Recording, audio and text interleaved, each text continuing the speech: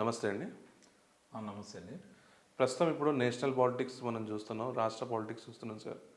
ఇప్పుడు నేషనల్ పాలిటిక్స్‌కి వచ్చేసరికి మోడీ వెనక తగ్గిండు అనేసి ఒక చర్చ జరుగుతుంది. ఆపరేషన్ పాకిస్తాన్ మీద. ఇది నిజమా సార్? లేదండి, ఇది చాలామందికి అవగాహన లేని విషయం అని చెప్తాను. ఎట్టి పరిస్థితిలో కూడా మోడీ వెనక్కి తగ్గలేదు.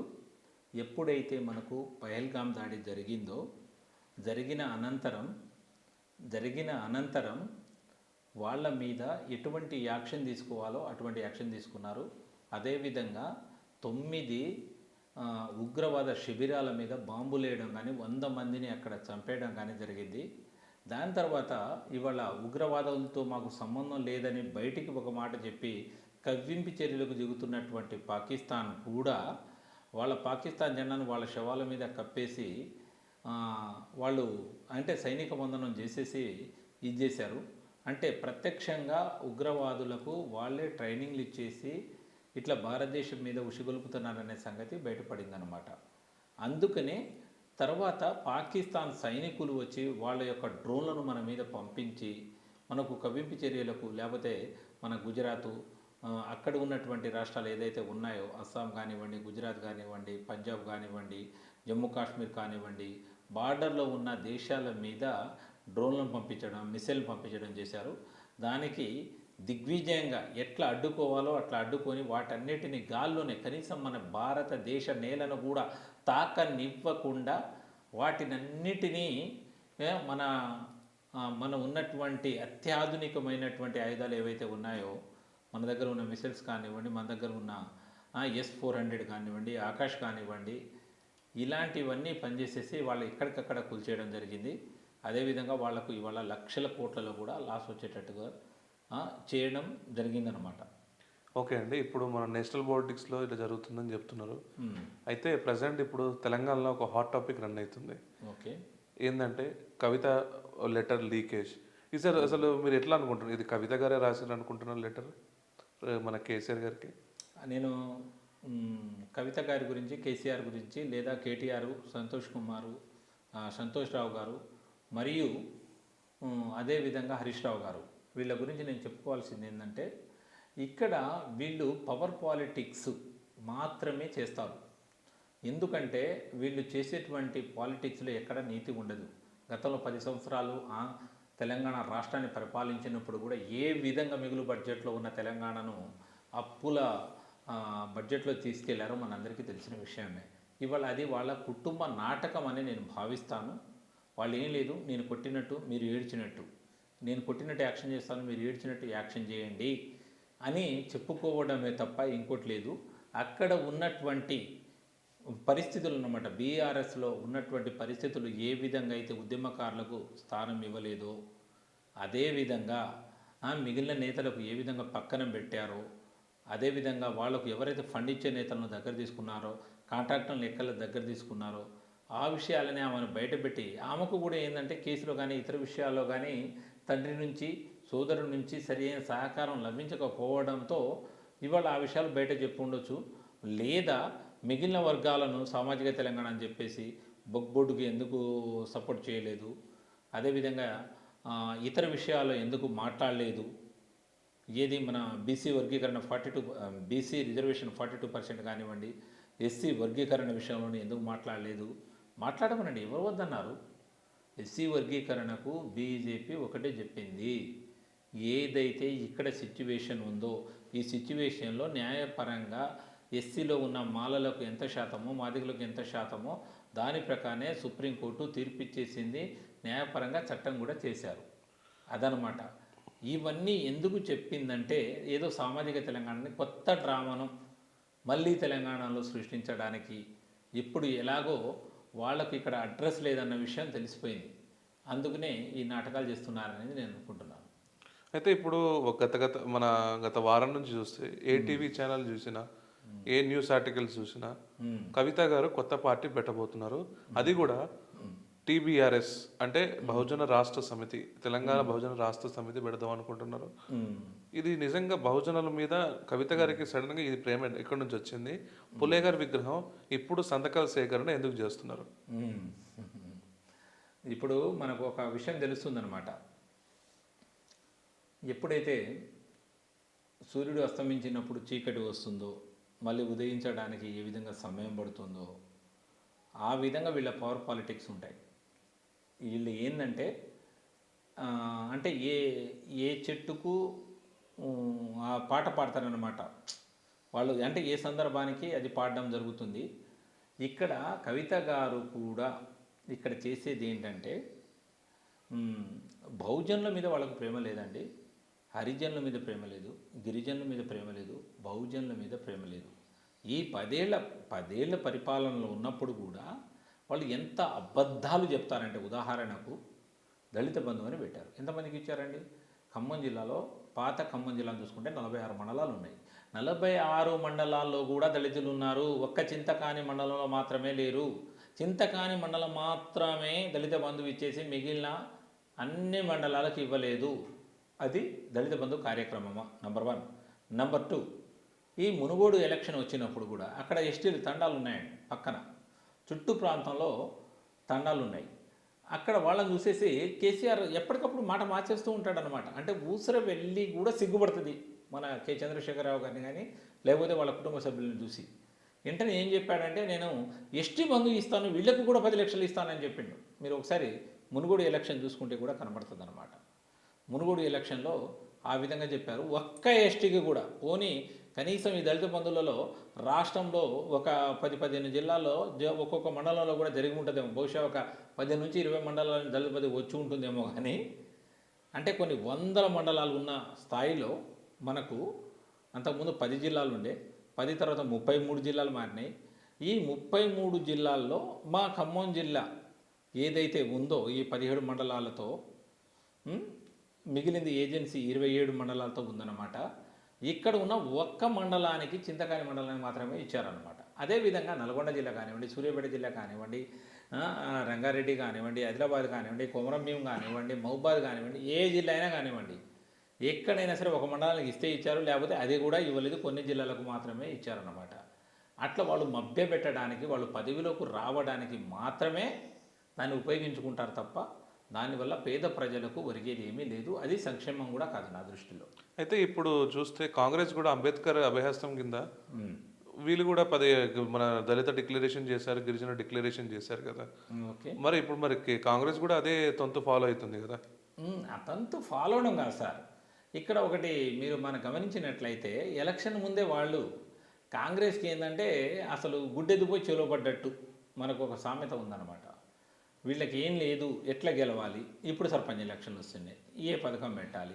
ఇంకా నెల రోజుల క్రితం వాళ్ళు ఒక 2 పథకాలు చెప్పారు. మహిళలకు వచ్చేసి గ్రామీణ మహిళలు ఏవైతే డ్వాక్రా పథకంలో ఉన్నారో ఆ మహిళలకు బస్సులు ఇచ్చేస్తామని చెప్పేసి, అదేవిధంగా వాళ్ళతో రైస్ మిల్లులు పెట్టి చేస్తామని చెప్పేసి, ఇప్పుడు మీరు చెప్పింది ఏంటన్నారు, అంబేద్కర్ అభయహస్తం అని చెప్పేసి 6 పథకాల్లోనే అన్నిటినీ అమలు చేయలేదు. వాళ్ళు ఏదైతే పెన్షన్ పెంచుతామన్నారో ఈ రోజు వరకు పెన్షన్ పెంచలేదు. ఇంకొక దారుణమైన విషయం ఏంటంటే, ఇవాళ 6 కేజీలు రైస్ వచ్చేది, 5 కేజీలు సన్న బియ్యం పథకం కేంద్రం ఇస్తుంటే 1 కేజీ ఏమో రాష్ట్రం ఇస్తుంది. అది కూడా మేము ఇస్తున్నామని చెప్పేసి చెప్పుకున్నారు. రేపు సర్పంచ్ ఎలక్షన్లకు పోవడానికి సిద్ధంగా ఉన్నారన్నమాట. ఇక మిగిలిన పథకాలు ఏదైతే ఉందో వాళ్ళు గ్యాస్ బండ అన్నది కూడా కొంతమందికి అమలవుతుంది, కొంతమందికి రావట్లేదు.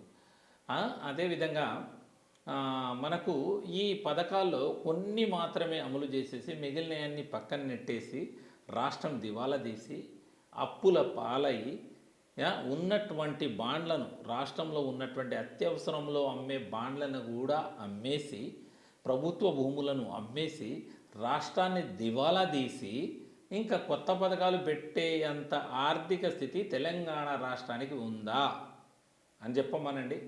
లేదు. ఇప్పటికీ నిన్న నరేంద్ర మోడీ గారు ఏదైతే మనకు నీతి ఆయోగ్ నీతి ఆయోగ్ కింద కూడా మన రేవంత్ రెడ్డి గారిని దగ్గరికి పిలిచారు, సైగ చేసి దగ్గరికి రమ్మన్నారు. రమ్మని చెప్పిన తర్వాత కూడా ఆయన వచ్చాడు. వచ్చిన తర్వాత ఇంకా మీ సమస్యలు ఏమైనా ఉంటే చెప్పుకోండి, మీ రాష్ట్రానికి కావాల్సిన అవసరాలు చెప్పుకోండి అని చెప్పారనమాట. ఇప్పటి వరకు కూడా 41% ఏదైతే రాష్ట్రాలకు ఇవ్వాలో అది బరాబర్ అందుతుంది. మన దగ్గర ఉన్నటువంటి బండి సంజయ్ గారు కానివ్వండి, అదేవిధంగా కిషన్ రెడ్డి గారు కానివ్వండి, కేంద్ర మంత్రులు ఎవరైతే ఉన్నారో వాళ్ళు కూడా మన రాష్ట్రానికి కావాల్సిన నిధులను దిగ్విజయంగా ఎంతవరకు రావాలో అంతవరకు వీళ్ళ కృషి వల్ల వస్తుంది. మళ్ళీ కాకపోతే ఈ కాంగ్రెస్ నాయకులు పోయి అక్కడ చెప్పుకోవడం ఏంటంటే మేము తీసుకొచ్చినాం మోడీదేముంది అని చెప్తారు, ఇక్కడికి వచ్చేసి అక్కడ పోయి కాలు పట్టుకుంటారు. ఓకే, అదనమాట వీళ్ళ పరిస్థితి. ఆ పూలే గారి విగ్రహం కోసం సంతకాల సేకరణ చేస్తుంది. అదే ఇప్పుడు మరి వారి అధికారంలో ఉన్నప్పుడు పూలే గారి విగ్రహం ఎందుకు పెట్టలేదు?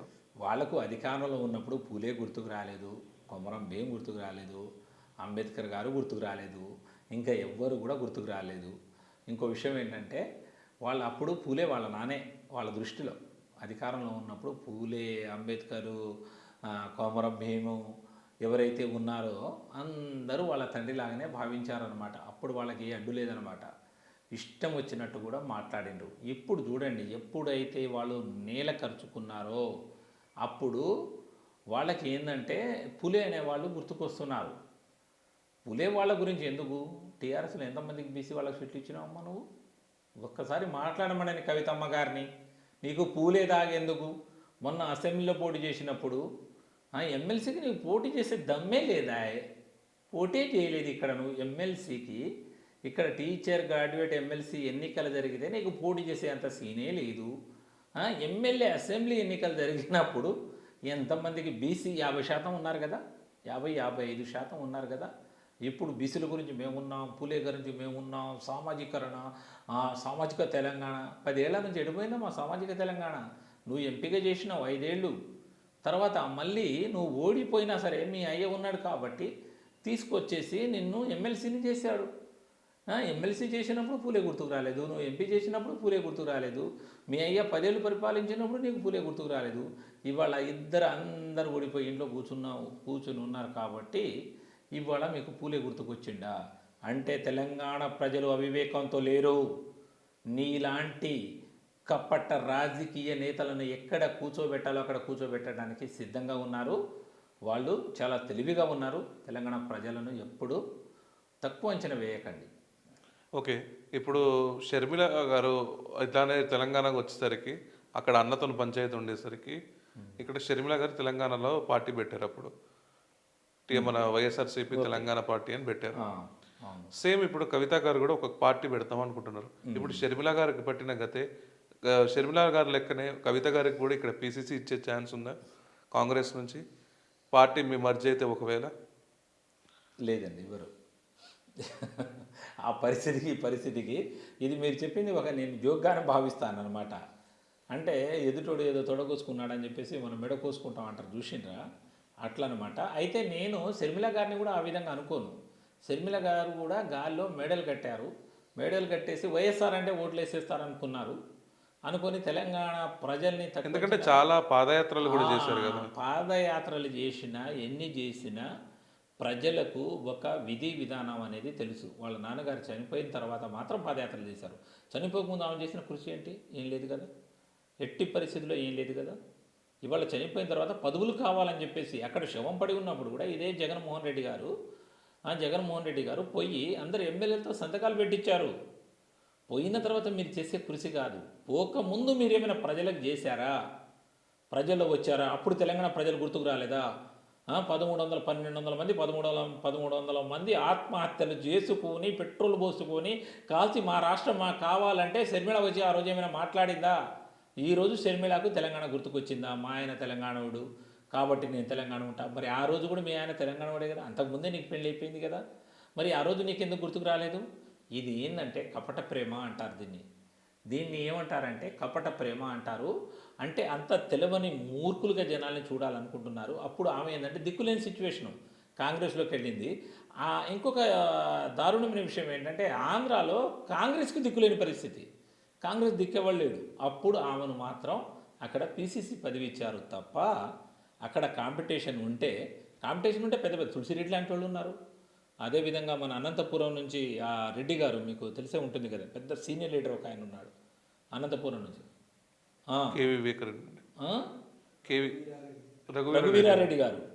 రఘువీరారెడ్డి గారు లాంటి వాళ్ళు పెద్దవాళ్ళు ఉన్నారు.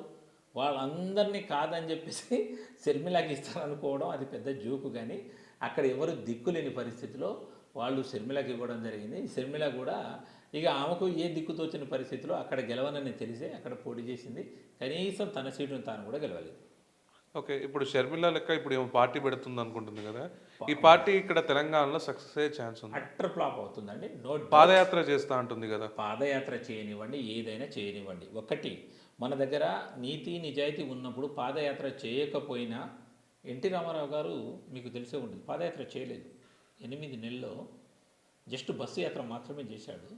8 నెలల్లో 1983లో 82, 83 అనుకుంటాను, ఆ టైంలో పార్టీని పవర్ పాలిటిక్స్లో తీసుకొచ్చారు. ఎప్పుడు కొత్త పార్టీ మనుగడ సాధిస్తుందంటే ఎదుటివాడి పరిస్థితి దారుణంగా ఉండి పరిపాలన సౌలభ్యం లేకుండా పరిపాలన మొత్తం దారుణమైన స్థితిలో దిగజారిపోయినప్పుడు వీళ్ళు కూడా వీళ్ళని నమ్మగలగాలన్నమాట. వీళ్ళని నమ్మి వీళ్ళు చేయగలుగుతారనే నమ్మకం ఉన్న పర్సన్ ఉంటే మాత్రమే అది వస్తుంది తప్ప లేకపోతే రాదు. ఇప్పుడు అంత ఫేవర్ ఉన్న చిరంజీవి గారు ప్రజారాజ్యం పార్టీ అని పెట్టారు, కేవలం 18 మంది ఎమ్మెల్యేలతోనే ఉండిపోయారు. అదేవిధంగా పవర్లోకి వచ్చి అంటే పబ్లిక్లోకి వచ్చి ఏం పని చేస్తామని చూశారు. అదే పవన్ కళ్యాణ్ గారిని మొన్న ఒక్క సీటు కూడా గెలవనివ్వలేదు. ఏదో ఒక్క సీటు ఏదో గెలిచినట్టున్నారు వేరే ఎమ్మెల్యే. ఆయన చేసిన 2 చోట్ల కూడా ఓడిపోయారు. ఇంకా ఎందుకంటే పవన్ కళ్యాణ్ కూడా నువ్వు అరే సినిమా నటుడిరా భయ్ నిన్ను నమ్మము అని చెప్పేసి నమ్మలేదు. తర్వాత పవన్ కళ్యాణ్ గారు ఏం చేశారంటే పబ్లిక్లోకి వచ్చారు. పబ్లిక్లోకి వచ్చి సర్వీస్లోకి వచ్చారు. సర్వీస్లోకి వచ్చి ప్రజల యొక్క మన్నన పొందారు. పొందిన తర్వాత 22/22 అంటే చూడండి 100%. ఏది ఏం రేట్ అంటారు దాన్ని? Strike rate. 100% స్ట్రైక్ రేట్తో గెలిచారంటే ప్రజల మన్ననలు పొంది ప్రజా సమస్య కోసం, ప్రజా సంక్షేమం కోసం, ప్రజా అభ్యున్నతి కోసం, ప్రజా అభివృద్ధి కోసం, ప్రజలకు నేనున్నాను అనే తోడు కోసం అహర్నిశలు కృషి చేసిన పర్సన్ ఎవరైతే ఉంటేనే తప్ప నేను మా తండ్రి సీఎం చేశాడు, నేను పాదయాత్ర చేస్తాను, నేను ఇంకొకటి చేస్తాను అంటే ప్రజలు నమ్మి ఎటువంటి పరిస్థితుల్లో కూడా ఓట్లు వేయరనేది నా ప్రగాఢ విశ్వాసం. బట్ ప్రజెంట్గా జరుగుతుంది కూడా కరెంట్ పాలిటిక్స్ కూడా అదే. ఓకే, మీరు ఇప్పుడు చెప్తున్నారు మరి ఇంకా మనకి 2.5 years ఉంది కదా. ఈ 2.5 yearsలో ప్రజా మద్దతు కవిత గారు గ్రాస్ప్ చేసుకోలేరా? లేదండి, ఇక్కడ కవిత గారికి చెప్పాలంటే జాగృతి అని పెట్టారు. జాగృతి అని పెట్టిన తర్వాత పేదలకు మన దసరా పండుగకు వచ్చేసి చీరలు పంచడం అనేది చేశారు. దాన్ని కూడా ఇవాళ తెలంగాణ మహిళలు వీళ్ళకి ఇచ్చిన చీరలను వాళ్ళంతా యాక్సెప్ట్ చేసినట్టుగా నాకు కనబడలేదు. అయితే జాగృతిని ప్రారంభంలో చాలామంది ఆదరించారు. ఆదరించిన తర్వాత జాగృతి పేరు మీద ఎన్ని కోట్ల రూపాయలు ప్రభుత్వ సొమ్మును దారి మళ్లిస్తున్నారనే విషయం ప్రజలకు అర్థమైందన్నమాట. ఈ 2.5 సంవత్సరాల్లో ప్రజా సమస్యలకు రమ్మనండి, ప్రజా సమస్యలకు వచ్చి ప్రజా పోరాటం చేయమని చెప్పండి. ఇవాళ కాళేశ్వరంకి వచ్చిన పగుళ్ళు ఎందుకు వచ్చినా దాని మీద కేసేయమని ఇవాళ కవిత గారు చెప్పగలుగుతారా? చెప్పలేరు. అక్కడ దాగేందుకు రేవంత్ రెడ్డి కాంగ్రెస్ ప్రభుత్వం మీద ఉన్నటువంటి విమర్శలు కూడా చేసే అంతటి దమ్ము ఈమెకు లేదు. ఎప్పుడైనా సరే నిర్భయంగా జరిగినటువంటి నిజాన్ని నిజాయితీగా చెప్పగలిగి అది భారతీయ జనతా పార్టీ నాయకులకు మాత్రమే సాధ్యం అని నేను భావిస్తున్నాను. వీళ్ళు చెప్పలేరు, పవర్ పాలిటిక్స్లో రాలేరు అనేదే నా భావన. ఒకవేళ బీజేపీలోకి వస్తే ఎట్లా ఉండబోతుంది కవితకి? బీజేపీలోకి అసలు యాక్సెప్ట్ చేస్తారా? చేయరు. నంబర్ 1, బీజేపీ అనేది భారతీయ జనతా పార్టీ. భారతీయ అంటే దేశం, జనత అంటే జనం, పార్టీ అంటే సమూహం. ఇక్కడ వాళ్లకు భారతదేశం అనేది ప్రాథమికం. ఇక్కడ చూడండి, మొన్న ఉదాహరణకు నేను చెప్తాను, ఇది నేను డేర్ చేసే చెప్తాను, నో డౌట్. ఖమ్మం మాజీ మంత్రివర్యులు పువ్వాడ అజయ్ కుమార్ గారు బీజేపీ పార్టీలోకి వస్తా అని చెప్పేసి ఢిల్లీ చుట్టూ 7 రోజులు అది మొత్తం విహారయాత్ర చేశారనమాట. ఈ నాయకుడిని తీసుకెళ్ళడం, సుధాకర్ రెడ్డి గారి దగ్గరికి వెళ్ళడం, అదేవిధంగా ఇక్కడ మన కిషన్ రెడ్డి గారికి ఫోన్ చేయడం, సంజయ్ గారికి ఫోన్ చేయడం, వాళ్ళకి చేయడం, వీళ్ళకి చేయడం, ఎన్ని చేసినా ఇక్కడ ఆయన ఉన్న సమయంలో ఇక్కడ మనకు సాయిరామ్ అనే ఏదైతే డివిజన్ కార్యదర్శి చనిపోయాడో దానికి ఆయన ప్రత్యక్షంగా మద్దతు ఇచ్చారు ఒక కార్పొరేటర్కి. ఆ ఇష్యూ ఉంది కాబట్టి మా డివిజన్ కార్యదర్శికి ఒక మినిస్టర్ ఎదురు వచ్చినా సరే మినిస్టర్కే సీట్ ఇవ్వని ఏకైక party Bharatiya Janata party, no doubt. అందుకనే అవినీతిలో ఉన్నా అదేవిధంగా వాళ్ళను ఇవాళ మనకు కవిత గారిని ఇవాళ ప్రత్యక్షంగా దొరికిన దొంగ, ఆమె లిక్కర్ రాణి, నో డౌటు. అటువంటి లిక్కర్ రాణిని తీసుకొచ్చి భారతీయ జనతా పార్టీ పెట్టుకుంటుంది అనుకుంటే వాళ్ళ మూర్ఖత్వమే అనుకోవాలి. ఎట్టి పరిస్థితుల్లో ఆమె వచ్చినా కాళ్ళు పట్టుకున్నా కూడా భారతీయ జనతా పార్టీ ఆమెను దగ్గర తీసుకోదు. Okay sir, thank you. ఇంకొకటి వీడియో ఉన్నా